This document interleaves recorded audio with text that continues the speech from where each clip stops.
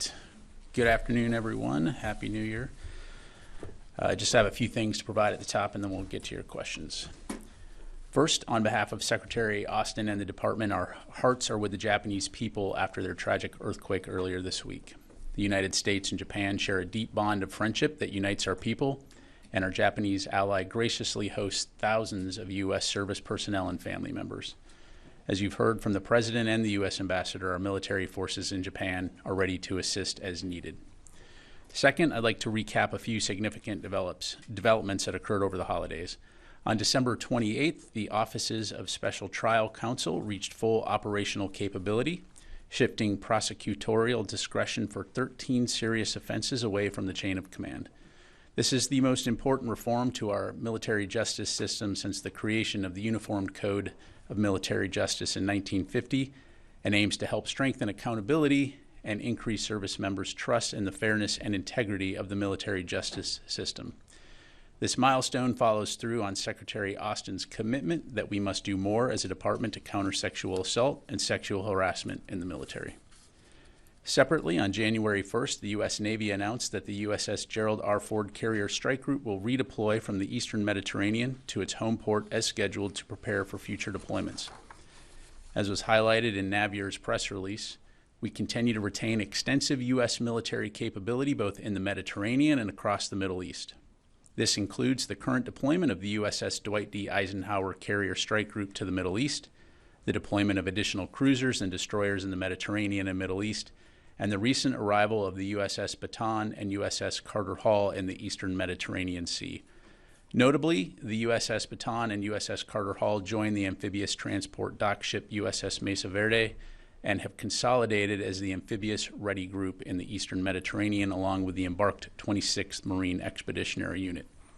The ARGMU consists of 3 ships, more than 50 aircraft, and approximately 4,000 sailors and Marines that provide sea-based expeditionary forces capable of conducting a wide range of missions in support of our regional deterrence efforts. As we have done since Hamas's brutal terrorist attack on October 7th, DoD will continue to leverage its collective force posture in the region to deter any state or non-state actor from escalating this crisis beyond Gaza. And finally, I can confirm that on January 4 at approximately 12 p.m. Iraq time, U.S. forces took necessary and proportionate action against Mushtaq Jawad Kazim al-Jawari, a.k.a. Abu Taqwa, who is a Harakat al-Najuba leader. Abu Taqwa was actively involved in planning and carrying out attacks against American personnel. The strike also killed another Han member. It is important to note that the strike was taken in self-defense, that no civilians were harmed, and that no infrastructure or facilities were struck. With that, I'll be happy to take your questions. We'll start with Associated Press. Tara. Hi, General Ryder. Happy New Year. Happy New Year. I wanted to talk about the warning that the U.S. sent yesterday with allies to the Houthis about not conducting an additional attacks on ships, and then you see just hours later there's an attempted attack with an unmanned surface vehicle on ships in the Red Sea. What are the options for the U.S. at this point? And will those options also include potentially addressing Iran's role in supplying the Houthis with these weapons? Thanks, Tara. So, as you've heard us and others say within the U.S. government, we are approaching this from many different facets to include sanctions, but from a DoD standpoint, of course, working closely with the international community to establish a coalition to help deter Houthi efforts and reassure mariners as they transit this vital seaway in the Red Sea. So we're going to continue to work very hard at that.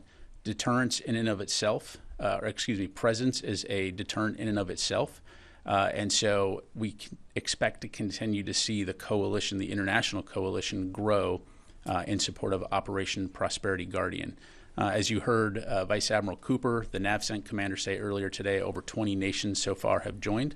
And again, we continue to expect to continue to see that grow. This is an issue that affects the entire international community. The economic impact, never mind the dangerous, unlawful behavior, is something that we're all taking seriously and that requires collective action.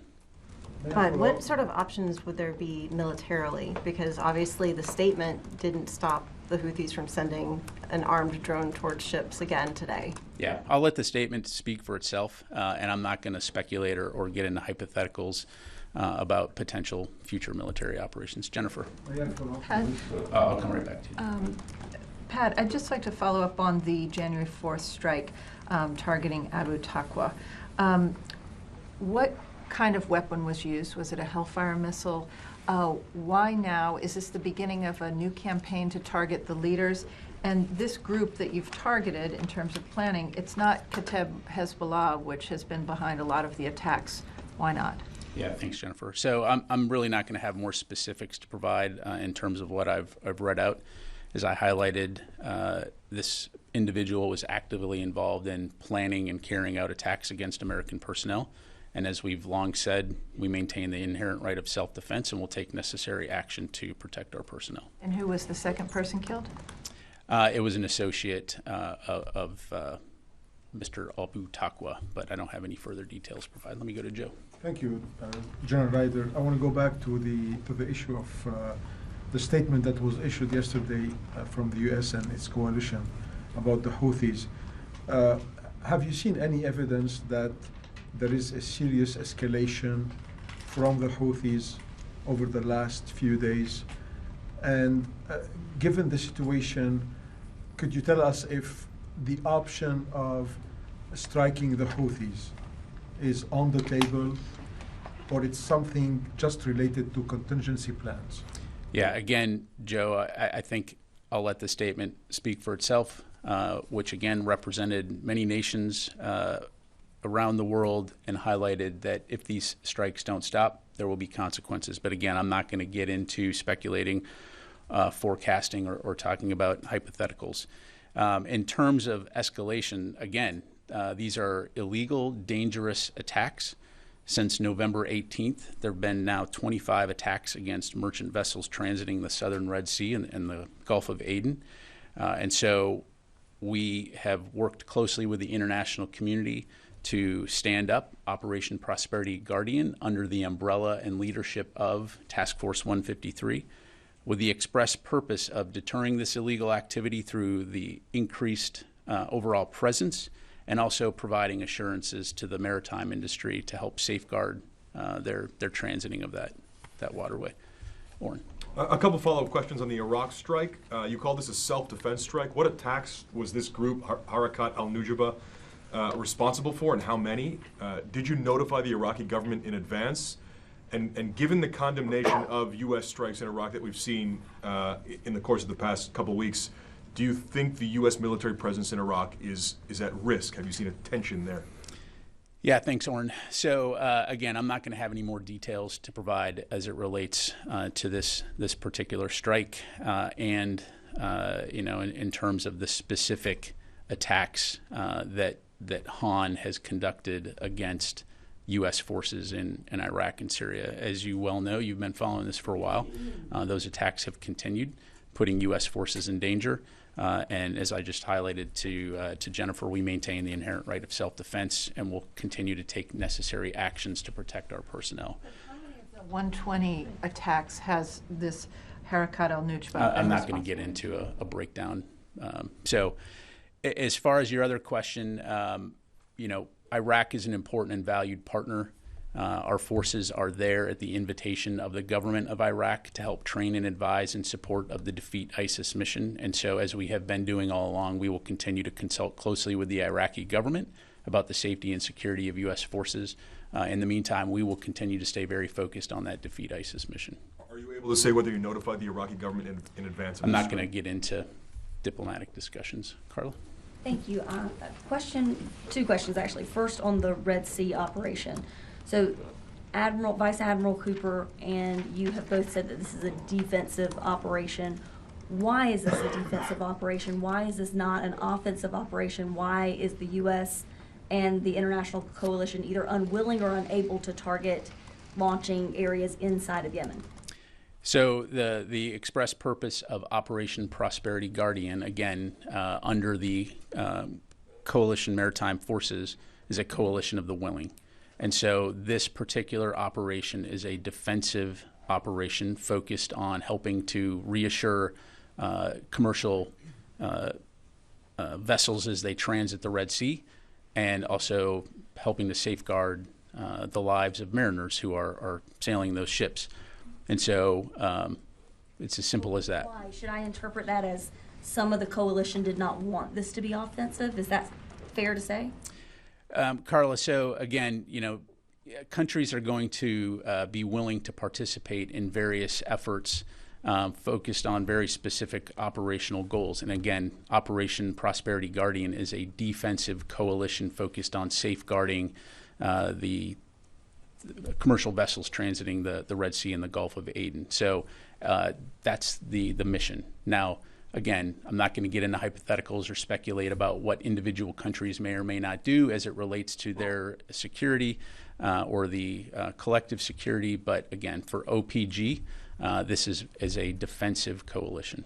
Thanks. And then separately on Let me go to one of your colleagues. One follow-up on ATACMS, and then I'm done. There's a Newsweek story out there that says that there's ATACMS up for destruction, the expired ATACMS, U.S. ATACMS, that would be a significant expense to American taxpayers, according to one former advisor to Ukraine's lead commander. Is this true? Are there a bunch of ATACMS, expired ATACMS, set to be destroyed? And if that is true, why would they not be going to Ukraine? Yeah, so I've seen those press reports. We looked into this, and it is not true. Those reports are false. Fadi. I have two separate topics. First, on the strike in Iraq against Abu Taqwa Harakat al-Nujaba. Last week, as you said, the U.S. forces are inside Iraq at the request of the Iraqi government. However, Mr. al-Sudani, Iraqi Prime Minister, has rejected any action from U.S. forces outside the parameters of advising and assisting Iraqi forces. And he said the Iraqi government is headed toward ending the presence of the international coalition inside Iraq. Has the Pentagon been notified or by the Iraqi government of any steps to get the U.S. forces out of Iraq? And how do you respond to his comments on actions taken by U.S. forces? Yeah, thanks, Fadi. So I'm not going to comment on the remarks of others. I'm not going to speculate about what the future may portend or get into hypotheticals. As I mentioned earlier, U.S. forces are in Iraq at the invitation of the government of Iraq to help train and advise in support of the Defeat ISIS mission. And you've been covering this story for a very long time in terms of U.S. presence, as have many of your colleagues here. And you'll recall it was 10 years ago this coming summer that ISIS was approximately 24 kilometers outside of Baghdad when we kicked off the counter-ISIS mission after they had subsumed large swaths of Syria and Iraq. So no one wants to see a return of ISIS, which, oh, by the way, just claimed responsibility for the attacks that we saw yesterday in Iran. So our focus is going to continue to remain on the Defeat ISIS mission. But again, we're not going to hesitate to protect our forces if they're threatened. Thanks for A couple of days ago, Saleh al-Aruri, the senior Hamas leader, was assassinated in a strike in Beirut, and it's supposedly carried out by Israel. The U.S. has maintained a position that you don't want to see the war in Gaza escalate either in Lebanon or in the region. Was the DoD or the U.S. government notified of this operation, and does the U.S. administration or the Pentagon support such strikes beyond the borders? Yeah, so I don't have anything, obviously seen the reports on that strike. I just don't have anything to provide on that. Let me go to the phone here real quick. JJ Green from WTOP. Yeah, thanks for the opportunity. Can you characterize the strength of Harakat al-Nujaba, the threat that it poses to U.S. forces? And when you look at all of the other terror organizations that are active in the region now, especially ISIS and Islamic Jihad, Hamas, Hezbollah, can you characterize what that looks like for U.S. forces and how the Pentagon is approaching dealing with that? Yeah, thanks, JJ. As I'm sure you can appreciate, there are myriad threats throughout the region, not only to the United States, but to other countries as well. And so I won't go into a detailed briefing about terrorist groups across the AOR, other than to say, as we've highlighted in several of our press releases when we've conducted strikes in Iraq and Syria, they have been against groups that are sponsored by Iran, Iranian proxies, to include Han and Kataib Hezbollah. And so those forces have represented a threat to our forces. And again, we maintain the inherent right of self-defense, and will take necessary actions to protect our forces. And that will continue to remain our focus, as well as doing the mission which we're there to do, which is to help defeat ISIS. Thank you. All right, let me do one more from the phone here. Jeff Shogel, Task and Purpose. Thank you, and thanks to the audio folks for getting my mic to work. I just wanted to double check the person killed in Baghdad. I've seen his name spelled differently. I've seen it Al-Saidi. I just want to make sure we're talking about the same guy. And also, this person was a commander in the Popular Mobilization Forces. Was this also an attack on Iraqi security forces? Thank you. Thanks, Jeff. Again, I'm not going to have anything to provide beyond what I've spelled out for you. And this was a strike against a member of Han, the terrorist group that I've highlighted, the Iranian proxy group. Thank you. Tony. Ukraine questions. So one of the things you didn't highlight in your recap was the December 27th Presidential Drawdown Authority, Package 54. Is that the last package the U.S. can give Ukraine until Congress approves a supplemental? Yeah, thanks, Tony. As you heard us say as we went into the holidays here, we have no more replenishment funds, and so right now I'm not anticipating any new PDA announcements in terms of new capabilities, which is why we will continue to work closely with Congress and urge them to pass the supplemental. Final one. F-16s to Ukraine. What's the latest in terms of when they would finally show up there? Sure. I don't have any specific dates to provide. That training does continue in Arizona. As you know, that again, depending on the skill level of the pilot, that can range from 5 to 8 months, and so I would expect sometime later this year we'll start to see those pilots graduate, but I don't have any specifics for you. One Huey question. There's this talk about military strikes. What would they be striking? What would they be striking? Are these mobile missile units that the Houthis have, or are they fixed sites the U.S. knows about and you're deciding what to do? Yeah, thanks, Tony. I appreciate the question, but again, I'm just not going to get into hypotheticals or speculate or forecast any potential future operations. Thanks. Nancy. I want to go back to some of the comments you made earlier about the strike in Iraq.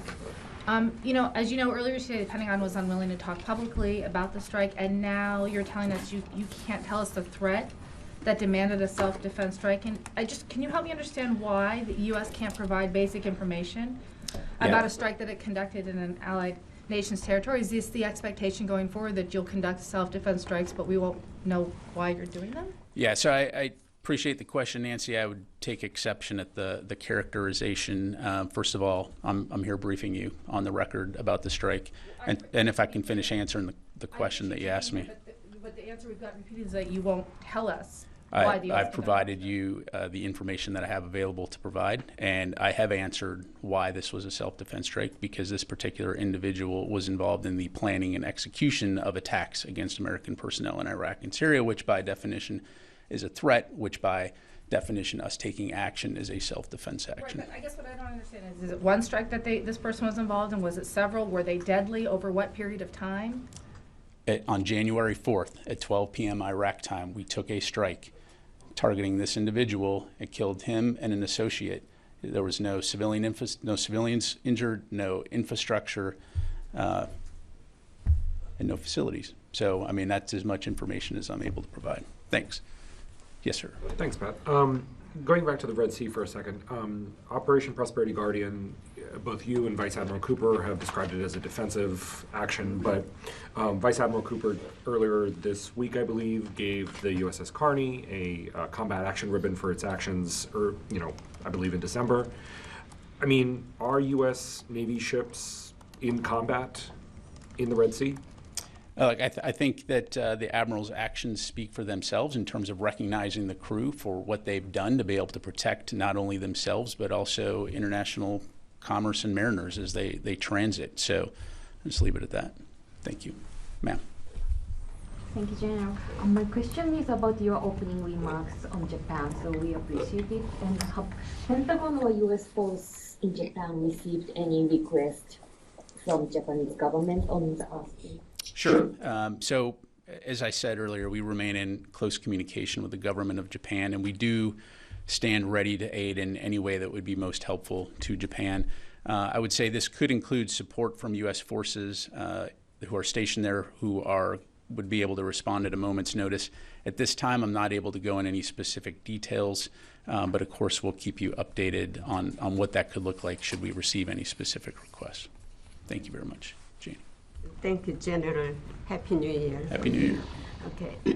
Recently, Chinese President Xi Jinping declared that he would eventually unify Taiwan, and President Putin also designated Korean Peninsula and Taiwan as conflict risk areas this year. And also North Korea's leader Kim Jong-un declared that he was ready for nuclear war against United States and South Korea. What is the Pentagon's position on this war crisis? Yeah, so we're going to continue to stay very focused on working with our allies and our partners in the region to ensure that regional security, stability, and prosperity are the main focus.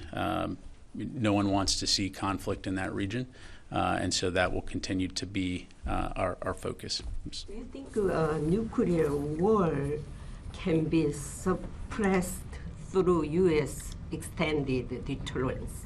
I believe that U.S. extended deterrence will continue to help contribute directly towards regional security and stability. Let me go back to the phone here. Howard Altman.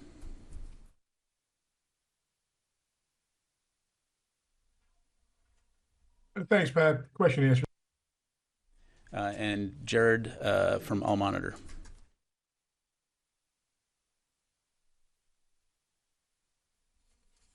My question has also been answered. Thank you. Take a few more. Chris?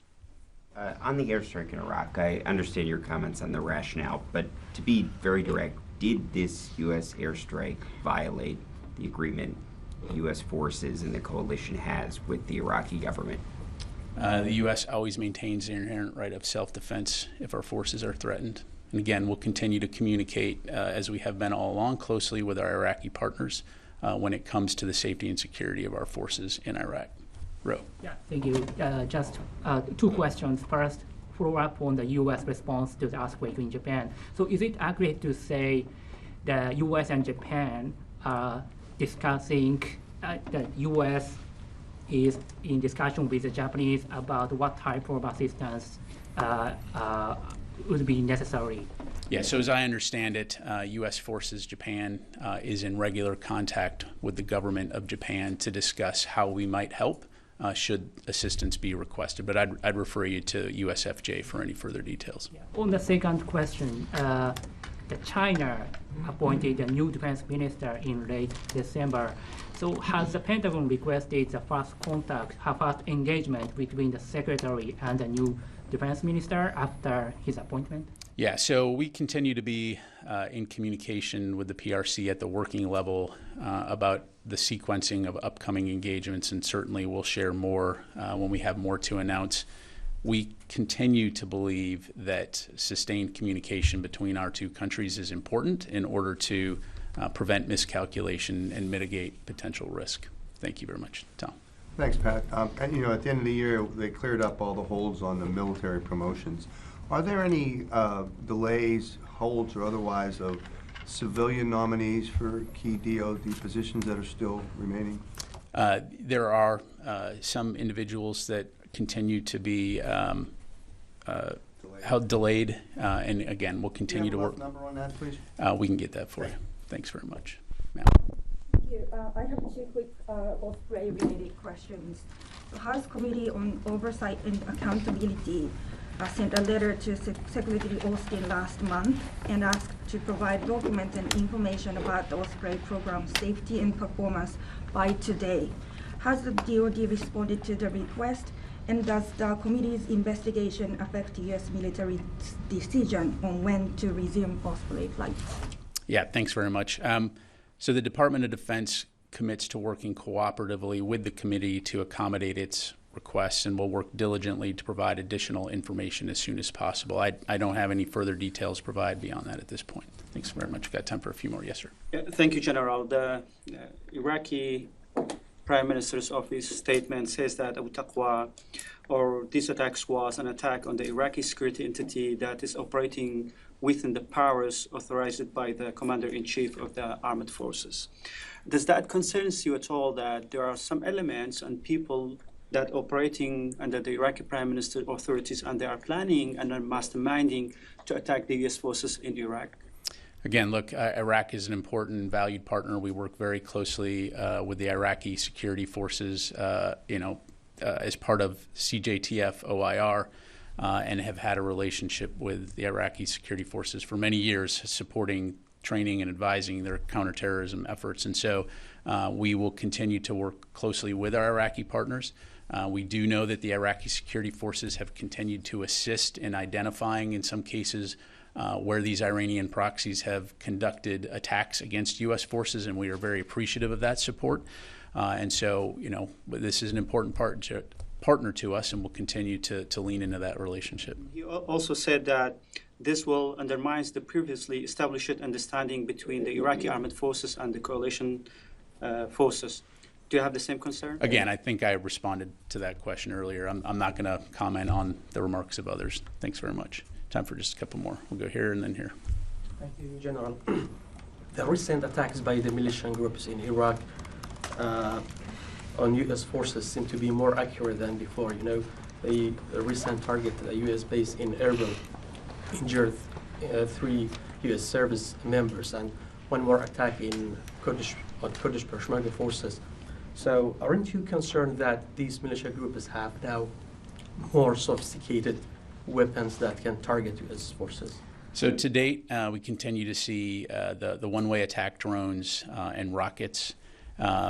Again, over the course of these, largely ineffectual, but to your point, they continue to remain very dangerous, which is why we will respond seriously to any threat of our forces. We do not seek any broader conflict with Iran. We don't seek conflict with these groups, but we're not going to stand aside and allow our forces to be threatened without ensuring that we're properly protecting them. Yes, sir. You mentioned replenishment money is out. How much is left in PDA for Ukraine? Right now, we've got roughly $4.2 billion in restored PDA authority. But again, the replenishment funds are expended. Jennifer.